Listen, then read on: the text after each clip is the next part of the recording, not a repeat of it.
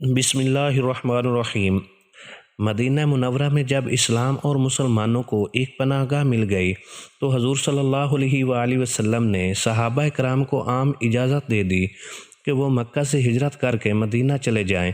چنانچہ سب سے پہلے حضرت ابو سلمہ رضی اللہ عنہ نے ہجرت کی، اس کے بعد یکے بعد دیگرے دوسرے لوگ بھی مدینہ روانہ ہونے لگے۔ جب کفار قریش کو پتہ چلا تو انہوں نے روک ٹوک شروع کر دی، مگر چھپ چھپ کر لوگوں نے ہجرت کا سلسلہ جاری رکھا، یہاں تک کہ رفتہ رفتہ بہت سے صحابہ کرام مدینہ منورہ چلے گئے۔ صرف وہی حضرات مکہ میں رہ گئے جو یا تو کافروں کی قید میں تھے یا اپنی مفلسی کی وجہ سے مجبور تھے۔ حضور اقدس صلی اللہ علیہ وآلہ وسلم کو چونکہ ابھی تک خدا کی طرف سے ہجرت کا حکم نہیں ملا تھا، اس لیے آپ مکہ ہی میں مقیم رہے، اور حضرت ابوبکر صدیق اور حضرت علی المرتضیٰ رضی اللہ عنہ کو بھی آپ نے روک لیا تھا، لہٰذا یہ دونوں شمع نبوت کے پروانے بھی آپ ہی کے ساتھ مکہ میں ٹھہرے ہوئے تھے۔